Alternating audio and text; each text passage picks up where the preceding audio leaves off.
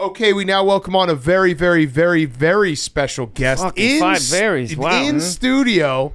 It is Tyson Ritter from the All-American Rejects, and this is an awesome one because, first of all, thank you for being here. Yeah, man, thanks for having me. It's sick. You're in 20 minutes going to go on and do a show at our office, which is like, I don't know how to explain it that you're actually doing these type of shows, but it is the coolest thing that you're doing these. So, thanks for being here, and let's start from that. Like, dude, you guys are just doing house parties and random shows. Yeah, we're doing house parties. Like, this was an idea born in, like, we played USC in Los Angeles because we did a show the night before for a bunch of suits, and it was like a big limp dick, man. It was awful, man. It was so whack. And so we just took a flyer out on a local college radio station. We're like, hey, you got a house we can play at?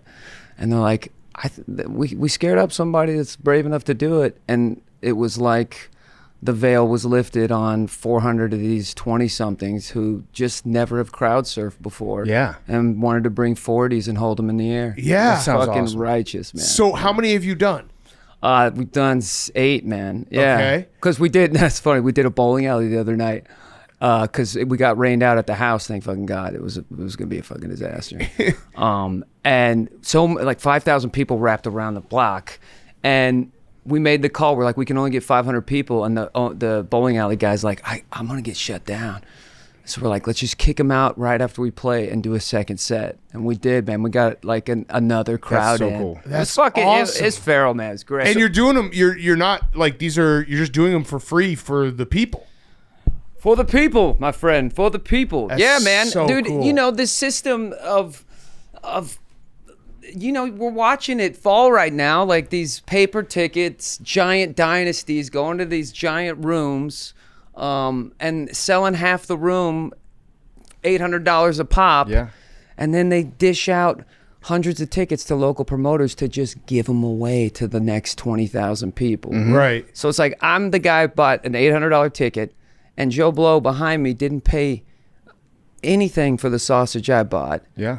Like, how is there not like a big class action lawsuit? It does seem to me like the music industry over the last 25 years, really since Napster started, but more once streaming became a thing, it seems like a very tough business to make it work at as an artist, right? Because what's making it work, man? Like nowadays, it's like visibility.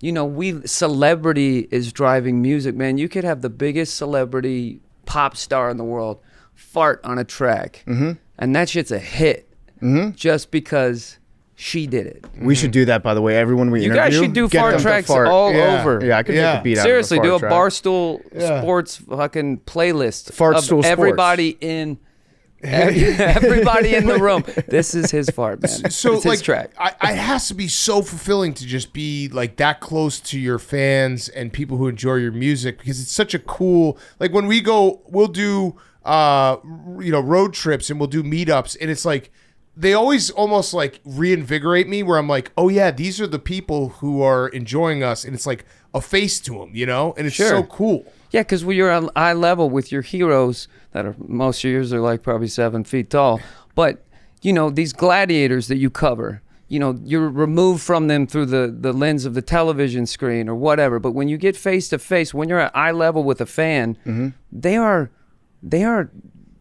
having a transcendent moment. Yeah. Right.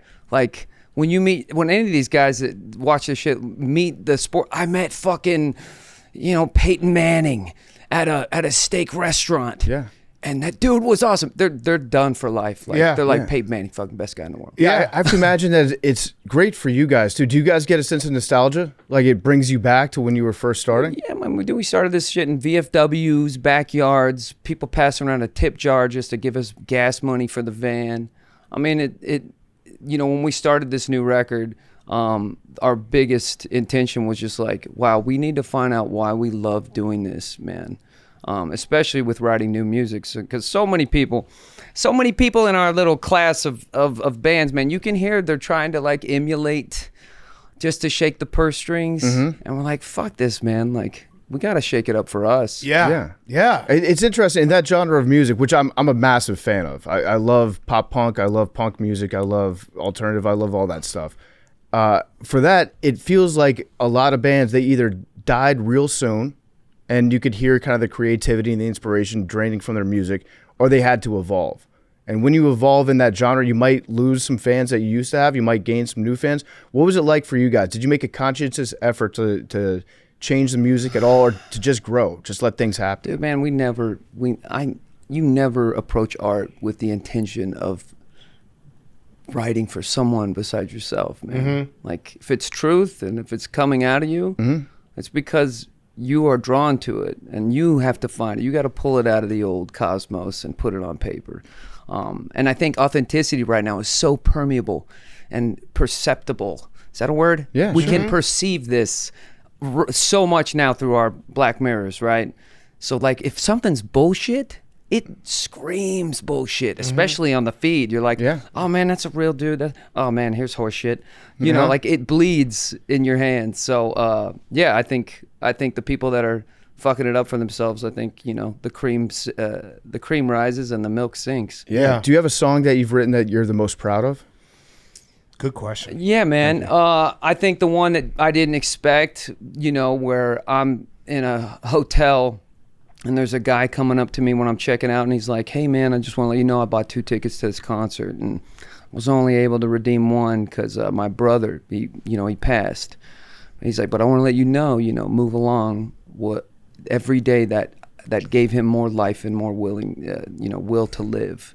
And I looked at him and I was, full body goosebumps, just going like, man, I might be a bad dude sometimes, but that guy made me feel like a pretty good guy. Yeah. That's great. Like, that's awesome. Maybe I got a little blank check into heaven because maybe that guy kind of got another 6 months with his brother or some shit. Yeah. That's pretty cool. Know. What in your path as a band, was there a moment? Because I'm always curious, like, people who've made it or made great things. Was there a moment where you're like, okay, this is actually a real thing that I'm gonna do for a living? Because it can be hard and daunting, I'm sure, as a musician, where there's moments you're like, I don't know, I gotta go get a real job. Like, I don't know what to do.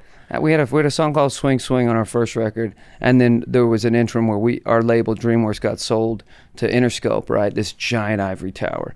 And we were writing a second record. And they always say you got your whole life to write your first record, but then you get that hit, and then what's coming next, right? That's when the man's breathing down your neck. Come on, son. And I was like 18, and Dad at the label was like, you got this, kid, you got this. And there was a moment, man, where I was like, I got 40 grand in the bank.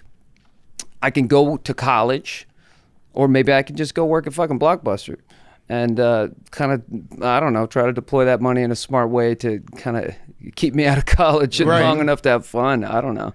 But yeah, dude, that's a really fucked up thing. I mean, when you guys first started taking off, was there ever a dip?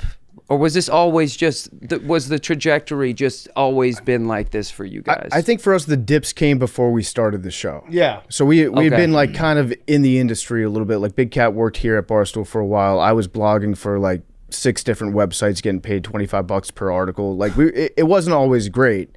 But then once this started, I think we knew that, okay, this is what we're going to be doing. And I think the moment that the clarity of like, oh, this is my career now, was like so freeing, because it's like, oh. When did you accept that? When did you actually go like, this is it, man? I think it was right around when we started this show, and it was it started to hit off, because it wasn't like I was ever thinking, oh, I'm going to leave Barstool or anything, but there was definitely times you're like, all right, I'm writing a blog, I'm having fun, I'm talking about sports.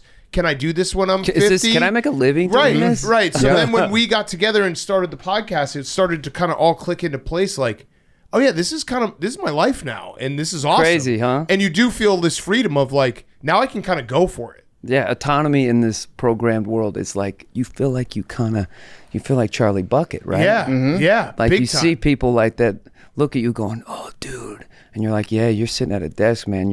You're having a rough go. I'm living a dream for you, man. Yeah, trying to. Yeah, crazy. Crazy. I don't take a day for granted in that respect. That's good to say out loud. But I feel it. I wake up every day. I'm just like, holy shit. Holy shit, this is my life, bro. Dude, same, man. Honestly, like, dude, we're on a bus right now because we funded this whole little crazy run ourselves. We like took $50,000. We're like, let's get a bus. Let's pay the crew. So we're all 12 sardines in one bus right now. Oh shit! Are you guys all sleeping on the bus? Oh yeah. No, it's man, we're in the boat. No shitting on the bus. No, that's okay. rule. Yeah, we know that rule. You know that rule. Yeah. You guys have been in those things. Yeah. That is a hard and fast rule. One person will try to break that rule. Usually per road trip. Yeah. And then there's the lure of bag drops. Have you been shamed? Have you been in a compromising position to have to do a bag drop? Has this guy behind glass had to? Is that when you empty the gray water tank out? Oh, what is it? Is that it? That's when you line a toilet and you have to do the thing, and then you take that trash bag. Oh, you're shitting in a bag? And you got to drop it on the highway and hope to God nobody's behind you. I've heard horror stories. Dave Matthews Band? Yeah, Dave Matthews. That's a Chicago legend. No, but it's like a grenade Matthews, right? It's just like a one and done. It's just a full-on pulling the one arm bandit and let's let her rip. Oh, that's funny. I can't say that we've done that, but we might have to try. Yeah. I've seen many a men gamble and lose. To try. I got a question for you about video games, actually, because one of my favorite bands of all time, Goldfinger, they reached an audience that I don't think ever would have. They already had a big audience, but they became like international to an extent because they were on the Tony Hawk soundtrack. Sure, yeah, and that was huge. Yeah, I know they gained a ton of fans from that, and I know a lot of people have started to follow you guys through video game soundtracks. Yeah, dude, Rock Band, when that shit was going, Guitar Hero, Rock Band, man, that like was just a synchronistic moment in our ascension to just be like, I have so many dudes that are like, yo, bro, Lego Rock Band, man. I'm like, what the fuck, they did a Lego one? Yeah. I don't know if I got paid for that. Yeah. Was that a conscious decision that you guys made? Like, no, we man, want to do video games, or was just flying, and we're just like, dude, yeah, like, I don't know.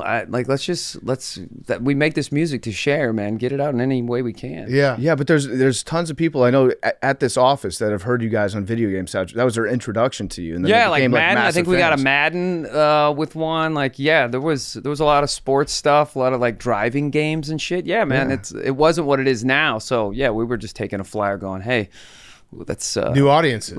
That's I don't know if we were thinking that. We're just like, hey, that's a pretty decent check. Yeah, that too. Yeah, that's a good yes. You guys said. Yeah, for sure. When you guys took a hiatus. How long was the hiatus?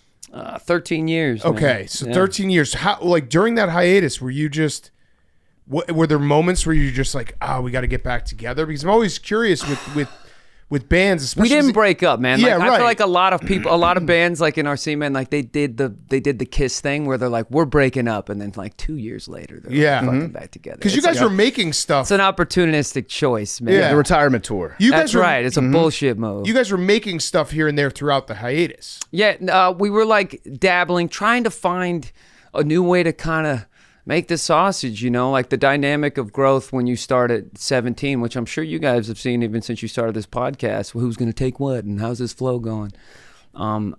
We had this lived experience together, and then we departed. We literally geographically separated from each other, and I kind of got better at in my own space about like writing some music, and that's what this whole new record with. We got this song dropping called "Easy Come Easy Go" in June, and it doesn't sound like what you know us as. It's a great song. Fucking lit, dude. Yeah. I'm really proud of it because it's like, when you're 17 writing songs, you're writing about heartbreak. You're writing about something that's actually there and tangible to you. But when you're past your 30s, like there's something else when you can look back. Your family's falling fucking apart. You got, there's a lot of rich ground just besides, somebody just broke my heart. Right. Yeah. Right. I got a really dumb question for you. I love it. Have you always been cool? You're fucking cool. I mean, like, which is kind of hard to do. Yeah, dude. Look at this none shirt. of us were cool, man. You guys were sports junkies, and I bet you were since you were kids. Like, rock and roll's born in a kid's bedroom who doesn't have friends. That's true. I tell people that all the time. They're like, great quote. They're like, how do you play guitar? I said, well, the best thing to do is be 13 years old. Don't have anything else to do in your life, and just be obsessed with playing guitar, listen to the music. Yeah, we were not the sports stars.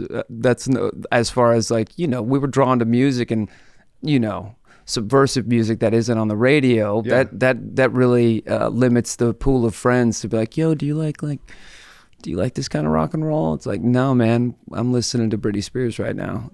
That really thinned the herd out. Yeah. But yeah, it's born in garages, born in basements, born in between Playboy magazines. Hell yeah. What did you listen to growing up? Oh man, I was a poor kid from Oklahoma, so like I hopped in people's cars to get rides home, and I was just a radio kid, man. Like I remember when like that Enema of the State dropped. I remember that was like blasting in the parking lot. I remember when it was Bring Your Music to School Day, and it was like shit was playing over here. It was like 9 Inch Nails whenever that came out. Like I Want to Fuck You Like an Animal. Like that was, you know, everybody heard fuck loud in a school. You're like, fuck you. Yeah. It was like an awakening for a bunch of Oklahoma kids. And you know, Zero, Smashing Pumpkins, I remember that record was in the corner over there. And then like you got Tragic Kingdom by No Doubt. Yes. Like, it was just like this swath of, the good thing about being from Oklahoma is MTV fed us well. Like that was MTV Spring Break. You're seeing the people you want to be on the Houses style turntable with models walking by. Like that was like MTV sold a really cool dream to us 90s, like the 80s babies that kind of really found our form in the 90s. So I feel really bad that kids don't have that today. Like, yeah. TRL. I used to watch TRL like every day. TRL was sick. Yeah. But like, fuck, dude, MTV Spring Break was the best. So, I remember I was off for school, but I sat on my ass watching Limp Bizkit play the Houses style. Like, it was like, this chicks is fucking on stage. Yeah. It was iconic, man. Yeah. That's awesome. It does suck that we don't have that. There's no what's the word? Where's for it? that today? Monoculture. It's monoculture. There's yeah, no where everyone. That's a big word that I do not know. It's like the thing that everybody pays attention to. Well, TRL, like yeah. if a band made it on TRL in top 10, you were like everyone knew that song then. Whereas now it's like, oh, you have your favorite band, I have my favorite band. It's all like pockets everywhere. I think it's even harder. It's like the monoculture is like there's 4 people. Yeah. It's like right now it's, what is it? It's like Chappell Roan. It's Sabrina Carpenter. Yep. Ed Sheeran, maybe? Yeah. I've seen him a lot lately. Like, it's like the pool is like, for the masses, has totally become like a kiddie pool. Yeah. Versus, I feel like we're so fucking spoiled, man. We had a really cool, like, pond to dip into.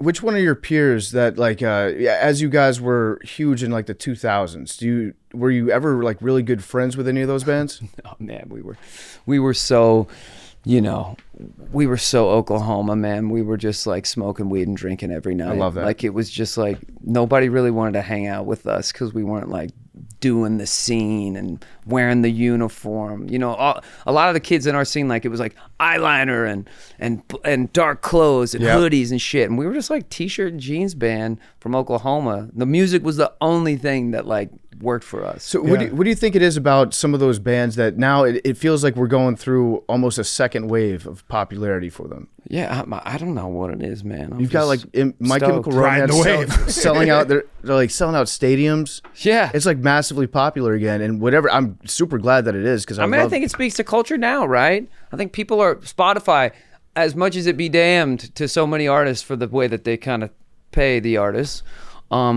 You know, you got a kid listening to a metal playlist, listening to current metal, and then Black Sabbath comes on, right? But it's in that same feed. It's not on a 70s radio station of rock, and they're like, "Who the fuck is this? Crazy Train?" Yeah, and they don't realize the genesis of the whole thing. It's just this giant melting pot. So I feel like nostalgia isn't. I think it's by happenstance. Like, people are like, wow, this shit's good. Yeah. And it was written yesterday. I don't really fucking care. Can I see that band now? I'm going to go see that shit. Yeah. It is true. Like, Spotify, I'm sure you have a different deal with them. Obviously, we like Spotify. They put on. No, I like them, but I don't have any problem with them. I hear a lot of artists like speak out about how they don't pay them well, and I'm just like, well, I mean, hey, man, like, This is the game. When has the music industry ever really treated artists, done a 50-50 split with the artists? Right. It's an equal partnership, son. We're right here just to support you. But Spotify, one of my favorite things to do is do the Spotify radio, where you pick like one song you like or band you like, and then it just goes. Yeah. And then you find new stuff. You're like, oh man, like this feed is awesome. me, man. Yeah, right. What are you guys listening to right now? I'm just curious. What's in the spin table? I'm getting like real deep into some shit that I think I might need to take a break from because it's breaking my brain. Oh no! I found this artist on Spotify. It was on the like For You playlist, and I think he's a great songwriter. He's put out 3 songs on his own, but it's all like super professionally produced with professional musicians. You can tell. I think he might be AI. Because I'm trying to find him everywhere online because I'm like, this guy fucking rocks. How do you get duped by that? It's that good now, isn't it? I don't know. I'm not. I don't want to say his name because I don't want to say that he's AI. But I'm doing a personal investigation into him right now. Holy shit! Yeah. So I'm like, what are you gonna do if it's actually not a human? I think I might just quit the internet at that point. Sweet. This could be the last broadcast. Yeah, it might be. No, I don't know. I tend to get stuck in ruts with bands that I've always listened to. Like I rarely add new music to my repertoire, if that makes sense. You keep a strong phalanx. I should add more, but I feel like, the same way. I can go back and I can listen to Mighty Mighty Boss Tones again. Yeah, I think I'll just do that. That shit feels good. Yeah, man. Yeah, I want to get back. I want to smell CK1. Yeah, exactly. Did you tour with CKY? Oh yeah, dude, we toured with CKY. How insane was that? That was my first tour. That was your first tour. You went out with the CKY guys. National tour. That's man. incredible. You want to hear a whack ass story? It's funny, man. Yeah. So the guitarist of that band's this guy named Chad, and he's like, I'm Chad, and he's like you can tell he idolizes Gigi Allen, and like really is all about sort of this, I don't know, sort of spectacle of vulgarity and like, Gigi Allen used to like shit in his hand and rub it on his chest and shit. And we were doing this run with him, and they picked us to be on the tour, and we get like 10 shows into them. They bled back to us, and they're like, yo man, CKY doesn't like you guys. Like they don't like your band, man. They don't want you on this tour. We're like, all right, well fuck, they can tell us that they don't want us. And then one night, Chad got up on the merch table and goes, "Don't buy this band's merch." And this we're in our van, man. Like we need that gas money. Yeah. We're like that. Fuck, what a dick. And so the next night, we were like at their hometown in Philly, and when they got on stage, we went and drank all their beer, and they kicked us off. Yeah, that was a bridge too far. And that felt really good. Yeah, good for to you. go out with a nice buzz. That's awesome. Yeah, that's awesome. Yeah, that's a fun one. Yeah. All right, I got one last question for you. Yeah, this man, has been awesome. Everyone go. You guys are on tour all summer.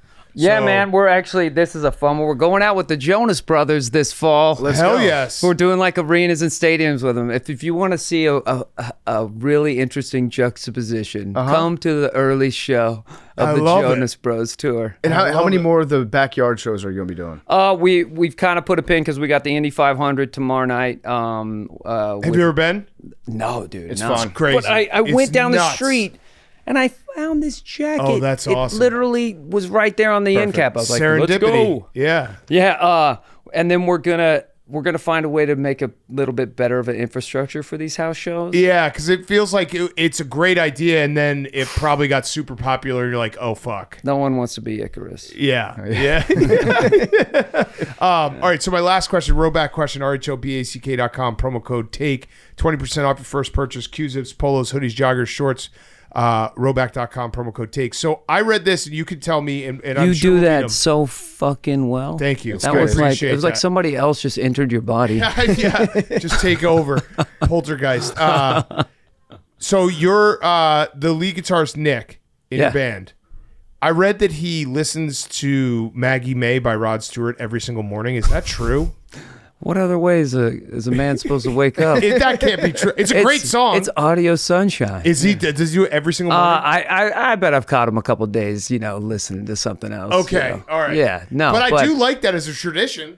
He's very much like, I don't know how polar opposite you guys are. Like I'm very free flowing, and he lives his life on a very regimented Maggie May, routine. wake up Maggie. It's not Monday if Maggie May isn't with me. That has got to be, if you're going to pick one song to wake up to every day, that's got to be like top 5. That's good. It's a or good Good Morning Hard. Have you heard that Rancid record? Yeah. Like Out Come the Wolves. Good morning, But You're like an old friend. I gotta Dude, that see was you like again. that was like my high school morning song. I just realized he's like unintentionally just doing Bill Murray Groundhog's Day. where he just, Dude, he lives like that, man. He truly does. Like he's like fully in that, like and he'll say this. He's like, he's not full on Mark Summers, Howie Mandel. Yeah. But boy, he really rides that awesome line of like, I need my life to work the same way every day. right. Yeah. Right. If you It's accept great. that, then you can make it work. Yeah. Maggie May. Open it every day. All right. Well, thanks so much, dude. We really appreciate Thanks, you man. I'm coming gonna by, warm up Tyson. this voice for you folks. Yeah, it's going to be awesome. And everyone go see All American Rejects out all summer. Do it.